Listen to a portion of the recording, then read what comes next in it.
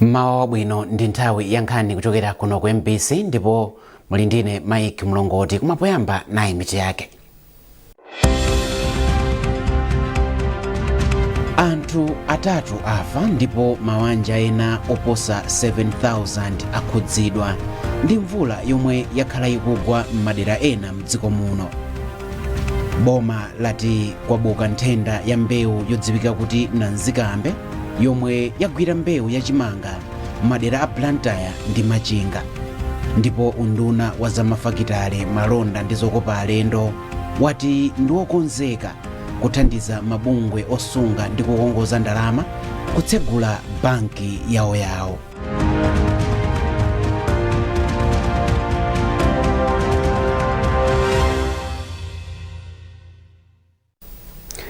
Tiyambe nkhani zathu mawa uno ndi nkhani yokuti nthambi yoona za ngozi zogwa mwadzidzidzi Dodma yomwe ili mu ofesi ya wachiwiri kwa president wa dziko lino yati anthu atatu afa ndipo 41 avulala ndi mvula yomwe yakhala ikugwa madera osiyanasiyana mdziko muno kuyambira pa 22 mpaka pa 28 mwezi uno. Chikalata chomwe nthambi yatulutsa chati mawanja 7,205 ochokera makonsolo 13 akhudzidwa ndi mvulayi yomwe yaononga zinthu maboma a Blantyre, Chikwawa, Chitipa, Dedza, Dowa, Karonga, Lilongwe, Mulanje, Nkatabe, Nkhotakota, Nsanje ndi Salima. Pakadali pano nthambi yati yayamba kale kuthandiza anthu okhudzidwawa ndi chakudya. Nthambi ya Dodma yati yalimbikitsanso ntchito yofufuza anthu ena omwe asowa kutsatira ngozi. Kazembe wa dziko la Morocco kuno ku Malawi wati kukhala kwawo mdziko muno kwakhala kwa mtendere ndinso kopindulira mayiko awiriwa pa maphunziro ndi ulimi mwa zina. Polankhula ndi MBC iwo ati nthawi yawo yokhala mdziko muno yafika kumapeto ndipo tsopano akukapuma pa ntchito. Iwo atsindikanso kuti dziko la Morocco lipitirira kugwira ntchito limodzi ndi boma la Malawi pofuna kutukula mayiko awiriwa. Catherine Banda walemba ripoti. Kazembe wa dziko la Morocco kuno ku Malawi wati zaka 11 zomwe wakhala mdziko muno zakhala zosavuta kamba kuti boma la Malawi linatsekula khomo lake komanso nzika zake zomwe zimakhala zachiyembekezo nthawi zonse komanso zolimbikira. Iwo ati pomwe amaliza ntchito yawo ndipo akubwerera kwawo ati mzaka zimene akhala mdziko muno akwanitsa kukweza chiwerengero cha ophunzira okaphunzira ku Morocco kufika pa 130 kuchoka pa 100 kuthandiza ku ntchito za ulimi pomwe ati thandizo la matani afetereza okwana 1,000 lili mnjira. Kuonjezerapo anachi ati zokambirana zofuna kukhazikitsa kampani yopanga fetereza ya dziko lawo kuno ku Malawi zili mkati. Iwo ati zokambiranazi zinayamba kuyenda mwapang'ono-pang'ono kamba kachisankho chomwe chinachitika pakatipa. Iwo ati mayiko awiriwa ali ndi zambiri zomwe amachita mofanana monga kukhala mwamtendere ndipo ati apitirira kugwira ntchito limodzi pofuna kuti ntchito zachitukuko zipite patsogolo. Apa iwo anati monganso mayiko ena amu Africa, mayiko a Malawi ndi Morocco ali ndi zinthu zambiri zachilengedwe zomwe akhoza kugwiritsa ntchito pofuna kukweza chuma chawo ndi kumadzidalira kwambiri pa chuma. Anachi ati iwo tsopano amaliza ntchito yawo yotumikira dziko lawo m'mayiko osiyanasiyana pomwe akukapuma pa ntchito atagwira ntchito yawo ya ukazembe mdziko muno kuchokera mu 2016. Catherine Banda, MBC, Lilongwe. Katswiri pa nkhani za ulamuliro wabwino amavuto pamusi wati mapulani a Napoleon Dzombe okhazikitsa fakitale yopanga fetereza mdziko muno ndi abwino kwambiri ndipo ali ndi phindu lochuluka ku ntchito zachuma ndi zosamalira wanthu. Abamusi ati kupatula kuthandiza kuti fetereza asamasowe, fakitaleyo ithandizanso kupulumutsa ndalama zakunja zomwe dziko la Malawi limagwiritsa ntchito pogula fetereza kunja kwa dziko lino. Isaac Jali wafika ndi ripoti. Nkhani yoti kampani yopanga fetereza yomwe akhazikitsa a Napoleon Dzombe itsekulidwa mu April 2026 yakondweretsa anthu ambiri. Malinga ndi a Dzombe, makina awo akuti akhoza kupanga fetereza ochuluka 40 metric tons pa ola limodzi, zomwe zikutanthauza kuti fakitaleyo izidzapanga fetereza wa NPK okwanira dziko lonse la Malawi miyezi isanu yokha. Pano pa ntchito yomangirira makina yatha, chatsala nkuti ayike denga pokutha pa mwezi wa Januwari. Iwo akuti anakhala ndi maganizo okhazikitsa fakitale pofuna kuthandizirapo kuti fetereza asamasowe, komanso kuchepetsa ndalama zimene dziko la Malawi limagwiritsa ntchito poyitanitsa fetereza kuchoka ku mayiko akunja. Chuma cha dziko lino la Malawi ndoti chimagomezo lino nditsi panunga tulimi uja ku production kwa ulimiko ndoti mtima wake ndiye fetereza. Ndiye pamene fetereza alutisowa ndoti chakudya tiyembekeza kuti chichepa, ndoti ma exports tiyembekeza kuti sachepa, ndoti chuma cha dziko ndoti chikhala chosakhazikika chifanira kuti dziko lonse likuchita bwino. So tikhozoita contribute bwanji kapena tikhozo thandizira bwanji kuti zinthu zitendere ngati dziko. Ndiye chifukwa kedaona kuti nkwabwino tikhale ni fetereza company. Mashina awo alinuthekera kuti mkhozo mapanga 40 tons per hour. So sonyeza kuti titati tigwire ntchito mashift awiri ndoti 150 days fetereza wa NPK ndoti khozo kwanilisa dziko lonse la Malawi. Pothirirapo ndemanga pa nkhani imeneyi, katswiri ona za ulamuliro Amavuto Bamusi ati nkhani ndi yokondweretsa kwambiri kamba kuti ithandizira kutukula ntchito za malimidwe m'dziko muno. Amavuto Bamusi akuti kudzera ku ntchito imeneyi dziko la Malawi likhoza kuonjezera katundu kapena mbewu zimene limatumiza ku mayiko akunja. Amavuto Bamusi atinso masomphenya amenewa agwirizana kwathunthu ndi zimene zili m'manifesto ya Democratic Progressive Party DPP zolimbikitsa ntchito za mafakitale ngati njira imodzi yokwezera chuma cha dziko lino. Kumangidwa kwa factory mopanga fetereza imene alengeza Napoleon Dzombe ndi nkhani yabwino kwambiri ku dziko la Malawi. Chifukwa choyamba ndi chokuti ngati dziko la Malawi limatenga ndalama zambiri forex, ndalama zakunja pogula zinthu zosiyana-siyana, chimodzi mwa zimene zimatenga ndalama ya forex yambiri ndiye fetereza. Dziko la Malawi silimatayaso ndalama za forex zimenezi pogula fetereza kuchokera kunja, chifukwa chokuti wina mwa fetereza ameneyi akhoza kumachokera ku kampani ya mdziko mwathu muno.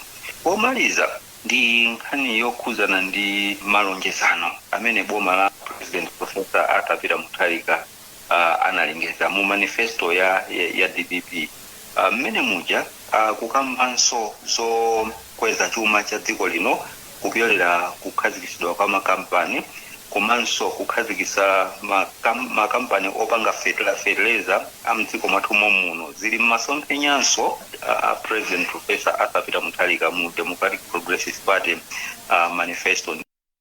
Padakali pano Napoleon Dzombe akuti agwirizana kale ndi makampani ena ku South Africa oti azibweretsa katundu wina amene amafunikira pa ntchito yopanga fetereza. Isaac Jali, MBC, Lilongwe. Unduna wa zaulimi, nthirira ndi chitukuko cha madzi watsimikiza za kubuka kwa nthenda ya mbewu yotchedwa nanzikambe yomwe padakali pano yagwira mbewu yachimanga m'madera a Blantyre ndi Machinga ADD. Ofalitsa nkhani mu undunawo Salome Gangira wauza MBC kuti padakali pano mahekitala oposa 7,000 alimi 29,750 amboma la Blantyre ndomwe akhudzidwa, ndipo kafukufuku ali nkati kuti adziwe kukula kwa vutoli mboma la Zomba lomwe lili pansi pa Machinga ADD. Iwo ati mwazina undunawo wayambapo kuchita misonkhano yodziwitsa alimi momwe angapewere kufalikira kwa nthendayi. Zonadi kuti kwabuka matenda ananzikambe amene agwira chimanga ku madera amene ali pansi pa Blantyre ADD komanso Machinga ADD.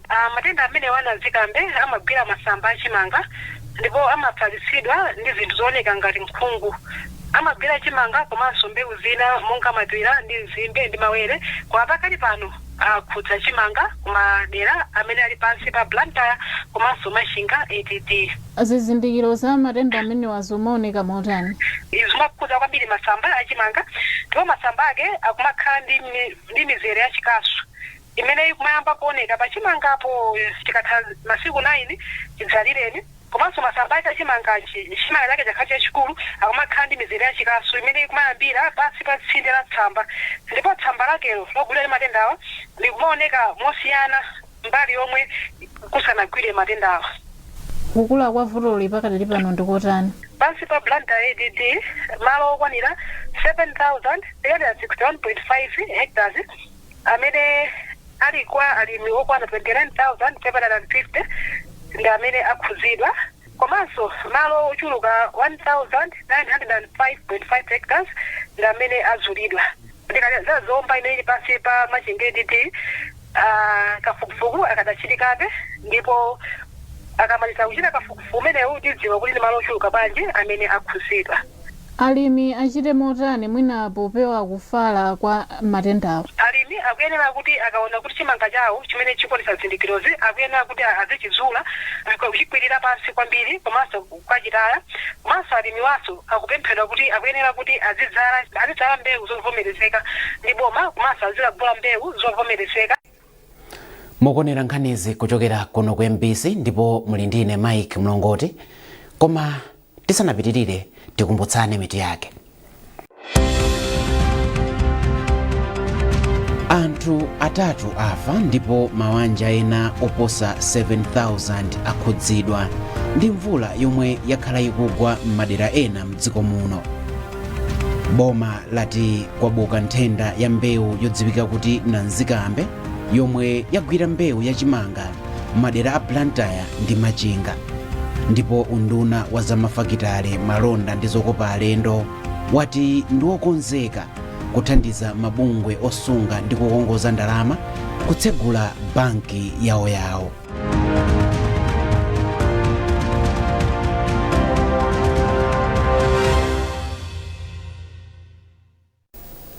Takulandiraninso ku nkhani zathu, tipitirize ndi nkhani yokuti mkulu wa International School of Seers Prophet Shepherd Bushiri wapempha atsogoleri a zipembedzo kuti akhale ndi chidwi powonjezera maphunziro awo kuti athe kuthandizira mokwanira pa chitukuko m'madera omwe amagwiramo ntchito komanso mayiko awo.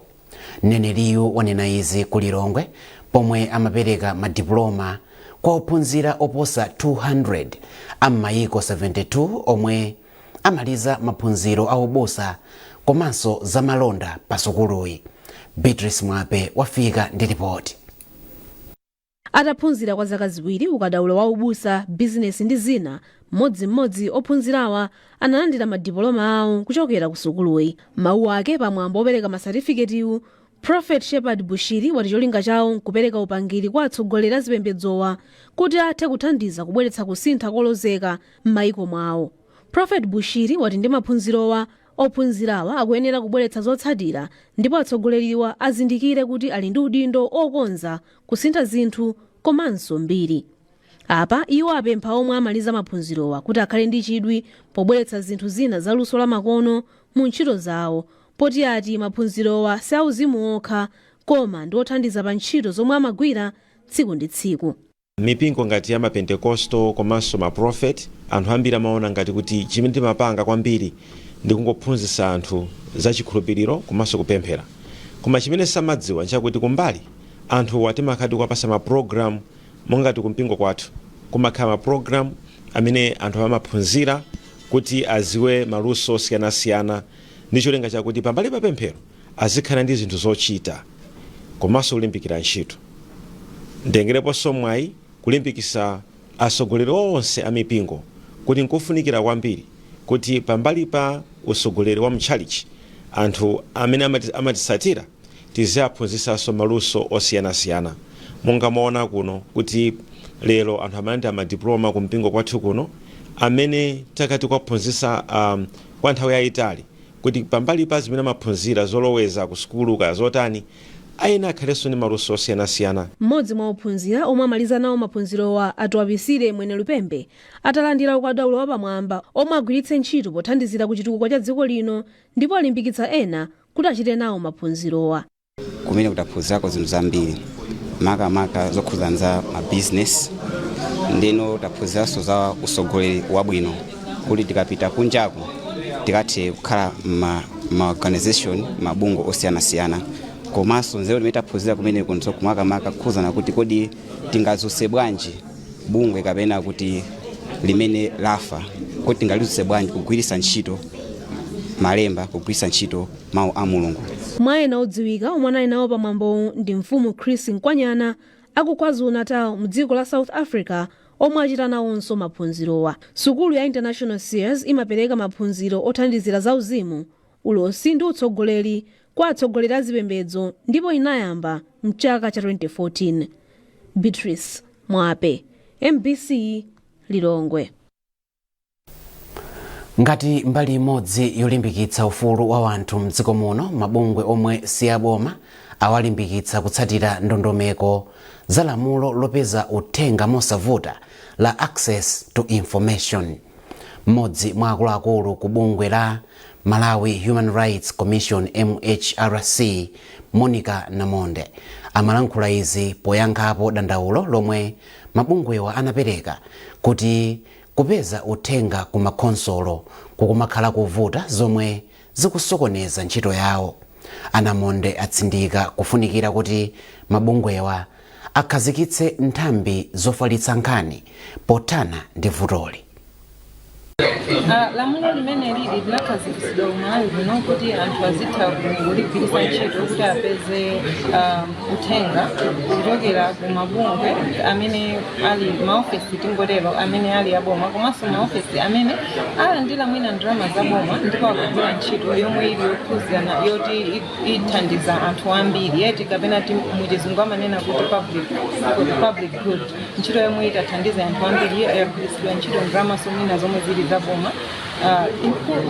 Kulekeza kuntchito imeneyo anthu akuyenera kuti atsatire lamulo limene lila Access to Information Act kuyambira amene akufusidwa kapena amene alandira kapena akugwira ntchitoyo komanso anthu athenso kufunsa mafunso zokhuzana ntchito yomwe yagwiridwa ija kugwiritsa ntchito lamulo limene la Access to Information. Mabungwe ngati akufuna kuti apeze uthenga kapena information kugwiritsa ntchito Access to Information Act, chomwe iwo akuyenera kuchita ndi kufunsa kuti kodi information officer aziwa kuti information officer wabungwelo ndi ndani.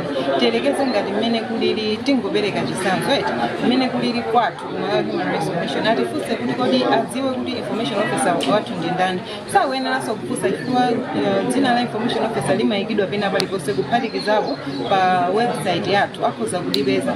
Akamupeza information officer uja alembe request yawo kodi akufuna atadziwa chani, akhoza kutifunsa ifeyo akufuna atadziwa chani kuzera kwa information officer uja. Ndipo polankhulapo pa nkhani wapampando wa bungwe la NGO Coalition for Child Rights a Desmond Muhango wapempha bungwe la Malawi Human Rights Commission kuti likhazikitse ndondomeko zolimbikitsa kagwiridwe ka ntchito kalamuloli pokwaniritsa mfundo za chitukuko za 2063. Timatanthauza kuti pali lamulo limene limathandizira kuti munthu wina aliyense Malawi azitha kupeza mauthenga kuzana ndi mapulogalamu aboma. Komano nthawi zambiri mabungwe amafunsa uboma kuti amaka kuma district council kuti tipaseni mauthenga osatuluka amakhala kupikizirana mufuseka iye auje uthenga umene timadziwa tumene wapezeka pa district council umapezeka kuti akuuza ati muyendereka ya bwana kulilongwe mukatengere kulilongwe zimene zimatichedwetsa ntchito ngati mabungwe nthawi zino timakhala ndi madeti oti tembere maproposal athu kapena madocuments ena kapena ntchito ichembe mwansanga zimatibwezera kumbuyo ndimalankhula polingalira kuti pali lamulo la Access to Information limene lili ku Human Rights Commission ngati kuti lizigwira ntchito bwino. Komano lamulo limene sioneka kuti ligwira ntchito kumaboma akuyani. ndizoona adi kuti tikuyenera kutsatira ndondomeko zili malamulo, koma chinthu chachikulu kwambiri nchofunika kuti amabungwe efe tiphunzitsidwe kuzindikira zimene zili malamulo, kuti ifenso tizitha kukazindikiritsa wena kumene timagwira ntchito ndi paboma komanso kumamidzi, madera kumamidzi. Komano mwini wake amene akuyenera ayambitse ntchito zimenezo ndi a Human Rights Commission kapena kuti Malawi Human Rights Commission, chifukwa ndi amene anapasidwa udindo m'malamulo kuti aonetsetse kuti lamulo limene lolo likugwira ntchito. Maso tinakudzako kumbali ya bungwe limenenso ndi la boma la NGO Regulatory Authority Ngora, kuti ilonso liyenera kuthandizira kuti mabungwe azindikire kuti malamulo aliko ndipo mothandizana kuti akugwira ntchito bwinobwino, kusiyana ndi kuti mwina pazikhala kusemphana malingaliro ena, mabungwe esonawonso aliso ndi malingaliro ena, limakhala ngati kuti tikutsutsana malo moti tithandizane kugwira ntchito zimodzi. Kwa kanthawi mabungwe osunga ndi kukongoza ndalama ochita ulimi ndi zina zambiri akhala akudandaula kuti amasowa mpamba waukulu pofuna kupititsa patsogolo ntchito zawo atikamba kamfundo zokhwima za mabanki. Koma pa nkhaniyi boma lati ndilokonzeka kuwathandiza mabungwewa kukhazikitsa banki yawo ngati ali ndi zonse zofunikira. Mlembi wa munduna wa zamafakitale, malonda ndi zokopa alendo a Wiskes Nkombezi ndiye wanena izi pamwambo okondwerera momwe makooperative akuthandizira kusintha miyoyo ya Malawi. Isaac Jali wafika ndi ripoti. Kwa zaka zambiri tsopano macooperative kapena kuti magulu osiyanasiyana amene anthu amalowa pofuna kutukula miyoyo yawo akhala akuthandiza kwambiri potukula miyoyo ya Malawi kudzera ku ngongole zochitira bizinesi, ngongole zolipirira ma school fees, komanso ngakhale ngongole zogulira zipangizo za malimidwe. Macooperative kapena kuti mabungwe amenewa athandizanso kuti anthu amene akhala akusalidwa monga olumala ndi ena azitenga nawo gawo lalikulu pa ntchito za chuma m'dziko muno. Koma pamwambo oganizira za kufunika kwa macooperative, mkulu wa bungwe lalikulu la macooperative m'dziko muno la Mafeco a John Nkosi wadandaula kuti kusowa kwa ndalama zokwanira kukuchititsa kuti macooperative ambiri asathe kutumikira anthu mokwanira. A John Nkosi ati macooperative ambiri amasowa mwayi opeza ndalama ku mabanki akuluakulu kamba kamfundo zokhwima zimene mabanki ambiri amatsata m'dziko muno. Iwo pamenepa akuti nkofunika kuti mwina pakhale banki yoyima pa yokha yongothandiza macooperative kuti adzitha kufikira anthu m'madera osiyanasiyana. Zimene zikuchitika nzoti boma ndi mabungwe ena amatha kukhala ndi ndalama zimene amatha kuzipereka ku mabanki kuti apereke ku macooperative. Koma ndondomeko zimene mabanki aja amabweretsa zimapezeka kuti macooperative akulephera kufikira ndalama zimene zili zawo zomwe. Zimakhala kuti bomalo lazipeza ndalama pa chiongoladzanja chabwino kuti macooperative akhoza kuchifikira, koma mapeze kuti amakhala kuyika ndondomeko zina zimene zimakhala zovuta. Ndiyeti ndi chikhulupiriro kuti macooperative eni ake watakhala ndi gawo lawo banki yawo azikhala ndi zinthu zoti azimvana. Inuyo muli ndi chitsanzo kuti pali mabungwe ambiri amati amabanki mkonde aja amene ajawa chifukwa choti anthu ake amakhala kuti omvana zochitika zolankhula akafuna kuongozana samavuta. Pamene kuti wina wake akafike kumene kwa amene sali mgulu zimakhala zovuta. Ndiyeti ndi chikhulupiriro kuti takhala kuti tili ndi banki yathu ifeyonso tatengamo umwini, boma latithandiza kuti tinyamuke.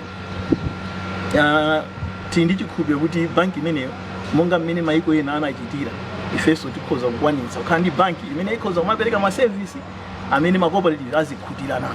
Poyankhapo a Wiskes Nkombezi omwe ndi mlembi wamkulu wa unduna owona za mafakitale, malonda komanso zokopa alendo anati boma limazindikira kufunika kwa macooperative pa ntchito za chuma ndi zosamalira anthu m'dziko muno, kotero kuti ndilokonzeka kuthandizirapo kuti macooperative akhale ndi banki yawo yayikulu komwe adzitengako ndalama kumathandizira anthu. Nkhani ya banki ya macooperative ndiona takhala tikuionanso kuti tikufunika chifukwa maiko ambiri ndi banki ya macooperative.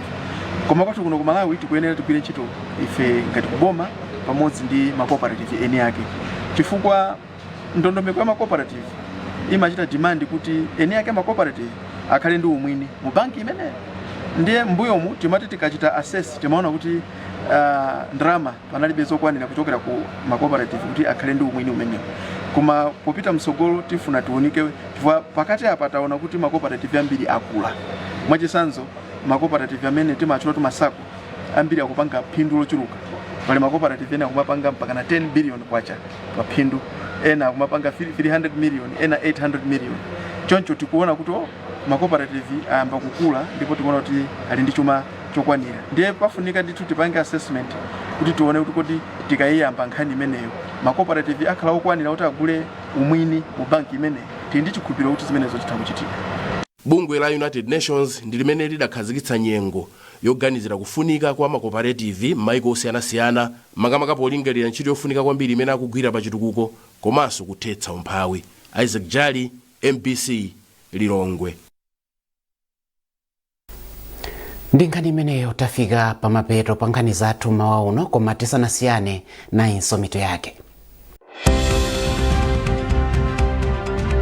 Anthu atatu afa ndipo mawanja ena oposa 7,000 akhudzidwa ndi mvula yomwe yakhala ikugwa m'madera ena mdziko muno. Boma lati kwabuka nthenda ya mbewu yodziwika kuti nanzikambe yomwe yagwira mbewu yachimanga madera a Blantyre ndi Machinga, ndipo unduna wa zamafakitale malonda ndi zokopa alendo wati ndi wokonzeka kuthandiza mabungwe osunga ndi kukongoza ndalama kutsegula banki yawo.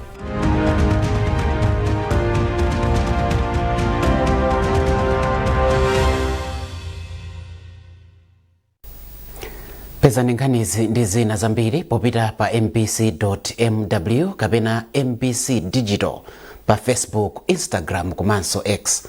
Munali ndine Mike Mlongoti, tukufunirani lachiwiri lopambana.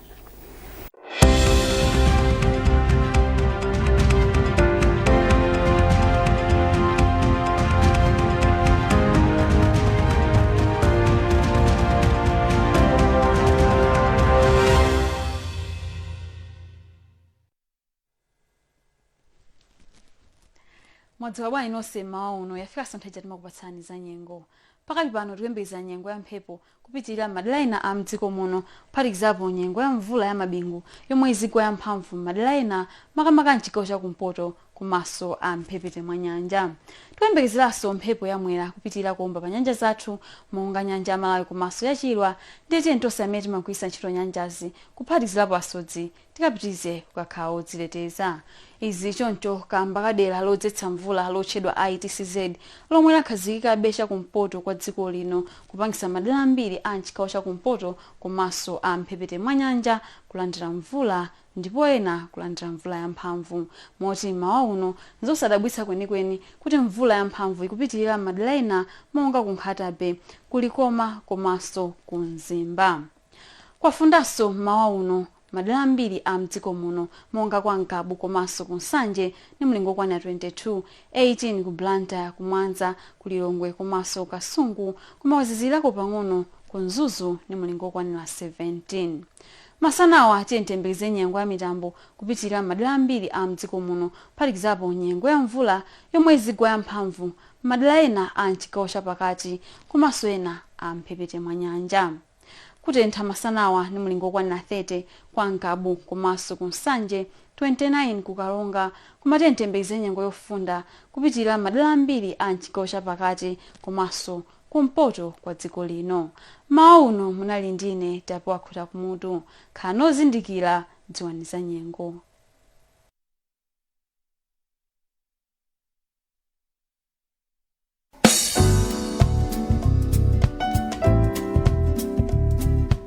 Unduna wa zachuma ndi mapulani achuma ukudziwitsa anthu onse kuti nduna mundu nawo olemekezeka Joseph Machula Mwanamveka MP akhala kuchititsa misonkhano yotolera maganizo a anthu pokonzekera ndondomeko ya chuma cha boma ya chaka cha 2026-2027. Misonkhano ichitika kuyambira pa 9 mpaka pa 14 January 2026 motere. Lachisanu pa 9 January 2026 ku Bingu International Convention Center BICC ku Lilongwe. Lolemba pa 12 January 2026 ku Sunbed Mzuzu Hotel. Ndipo lachitatu pa 14 January 2026 ku Sunbed Mount Sochi Hotel ku Blantyre. kumalo onsewa misonkhano idzayamba 9 koloko mmawa mpaka 12 koloko masana, ndipo ndunawo ukuyitana anthu ochita ntchito za malonda, atsogoleri a mipingo, amabungwe omwe si aboma, mabungwe olimbikitsa ufulu wa anthu, mabungwe a ntchito za ukadaulo osiyanasiyana, sukulu za ukachenjede komanso anthu eni ake ku misonkhanoyi. Cholinga cha misonkhanoyi ndi kumva komanso kutolera maganizo a anthu kuchokera ku nthambi komanso kumbali zosiyanasiyana pa chikonzero cha ndondomeko ya chuma cha boma ya chaka 2026 mpaka 2027. Masiku omwe andunawa adzakumane ndi komiti ya nyumba ya malamulo yoona za ndondomeko ya chuma cha boma komanso maiko ndi mabungwe omathandiza dziko lino pa chuma alengezedwa kutsogoloko. Anthu omwe akubwera ku misonkhanoyi akupemphedwa kuti adzagwiritse ntchito ndalama zawo pogula chakudya komanso mayendedwe awo.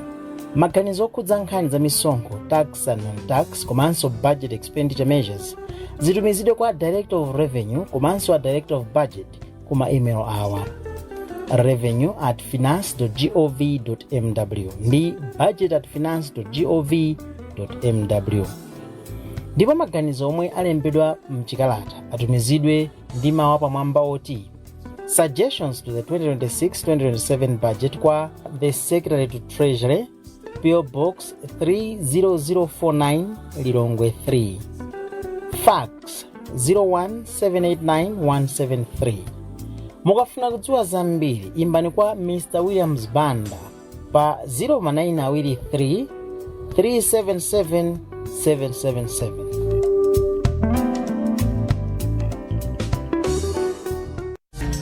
Nyimbo yolowela dimini number 1.